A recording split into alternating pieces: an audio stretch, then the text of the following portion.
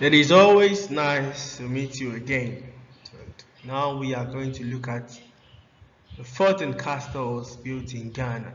Now Ghana has a lot of colonial forts and castles, and that is what we are going to look at today. So by the end we should know a lot about our castles.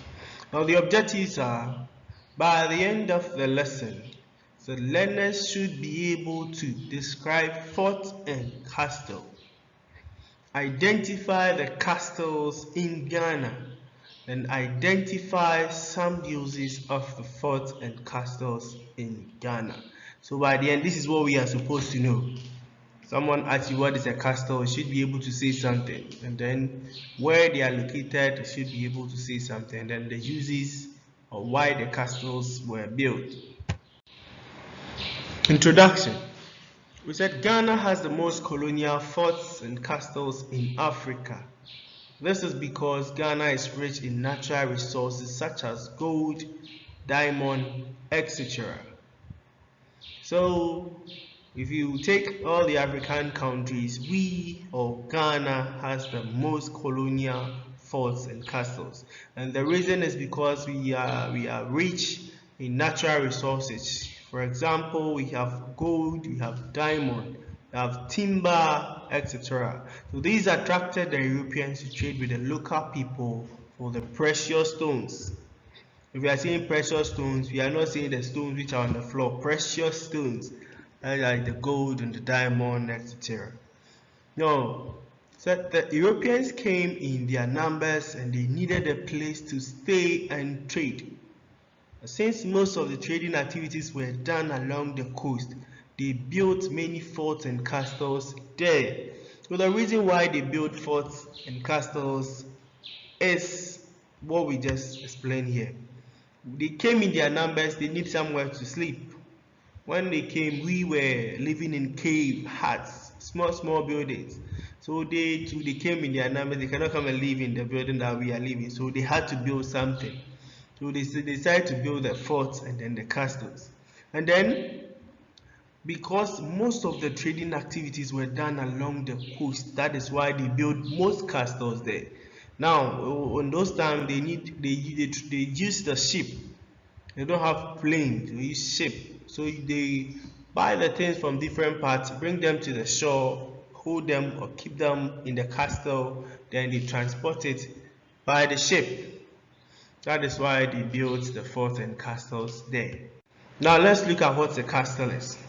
I say a castle is a large building which is protected for the safety of a king or an official. So if you have seen a castle before, it's a large building, very big, and then it is protected, so you cannot just go there and fool. Protected, and then it is for the safety of a king or an official. They live there. And then a fort is a building which is occupied by soldiers as their permanent post to offer protection. So when the castle is there, you see the officials are there. The officials cannot use gun to fight for themselves. So we need trained people to protect them, and then they live in the forts. So they build the forts for them, then they will protect the castle.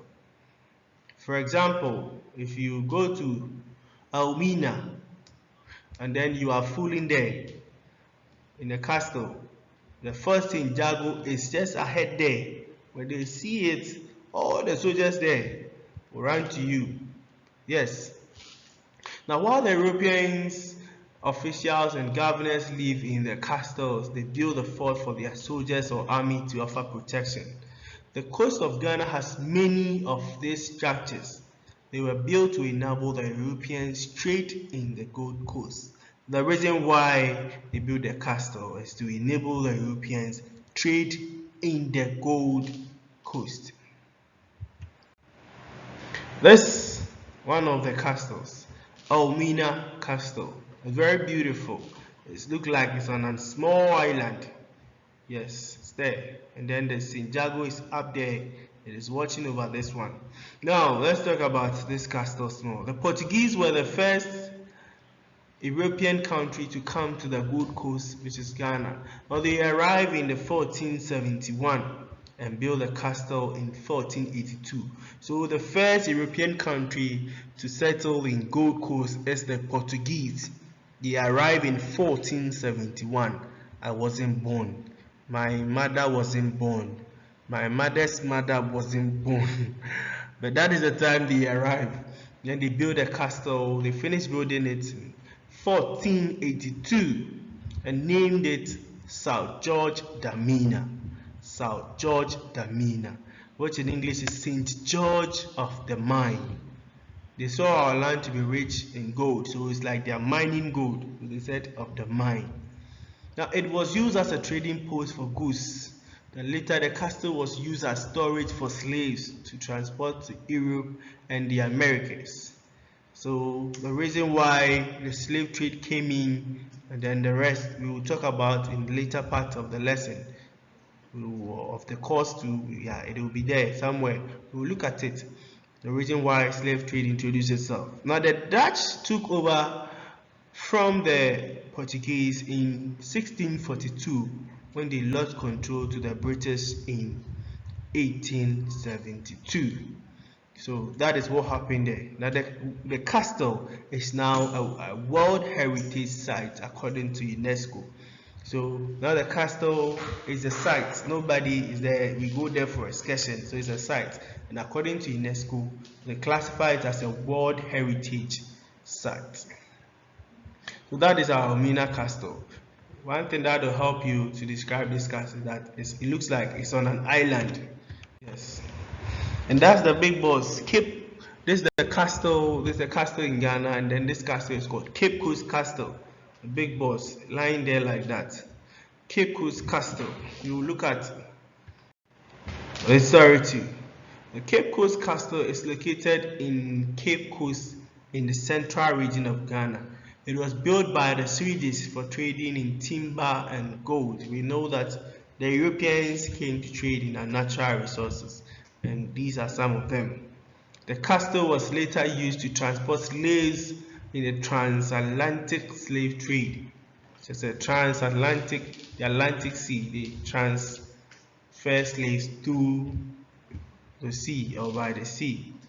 The building was put up by Henry Karloff. So the one who built this castle is Henry Karloff for the Swedish Africa Company.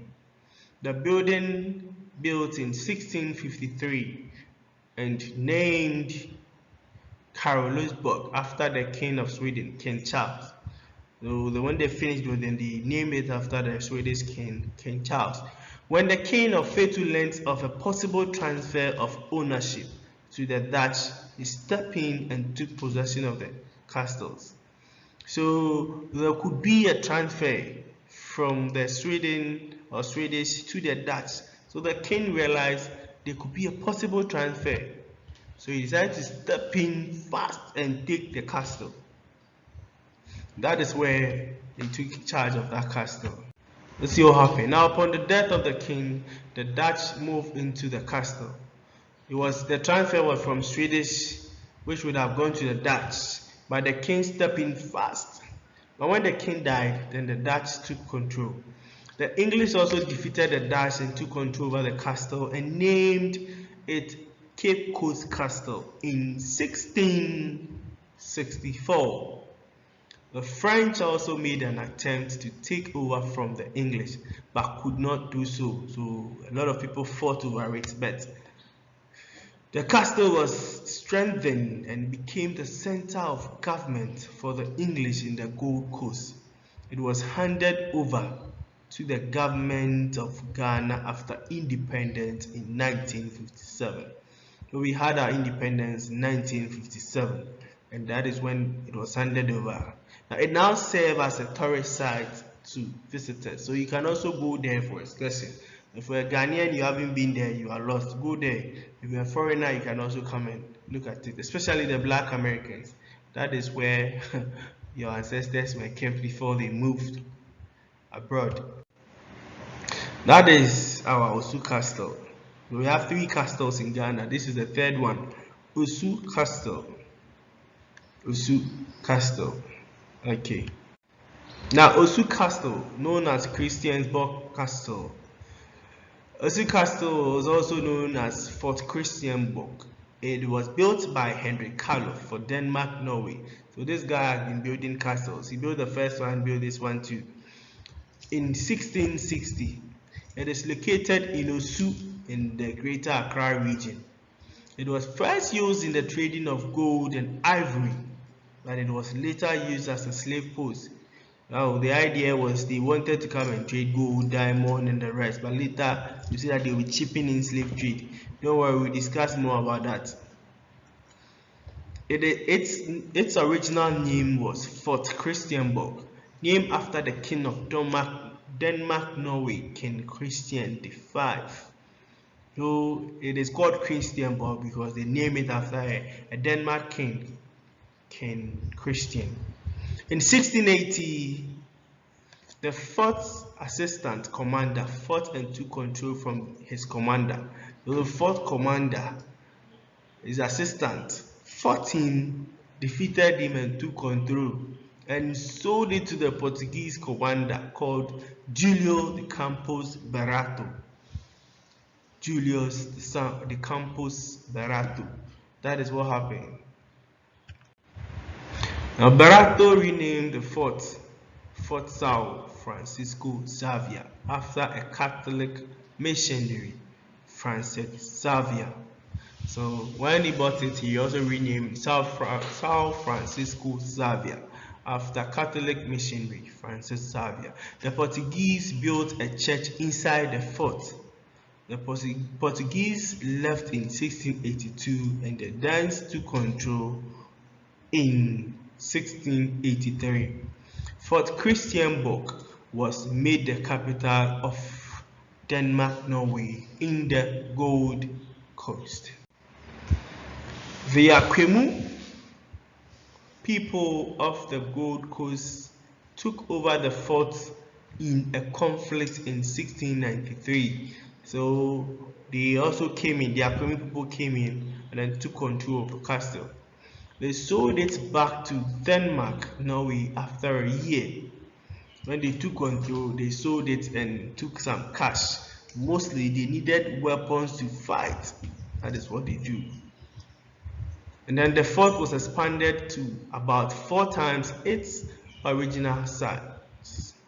In 1850, Britain bought Fort Christianborg from the Danes, and then the castle later became the seat of the British colonial government. After independence, the Governor General still lived in it until 1960. When Ghana became a republic, Osu Castle became the official residence of Ghana's first president, Dr. Kwame Nkrumah. It remained the seat of government until a new presidential palace was built in 2006. So that is it about our forts and castles in Ghana. And now we know what a fort is, we know what a castle is, and then the castles that we have in Ghana, there are 3. We have seen all of them. We will meet in the next class and look at the forts that we have in Ghana. We have a lot of them, but we have some that we are going to discuss about it. See you in the next class. Bye bye.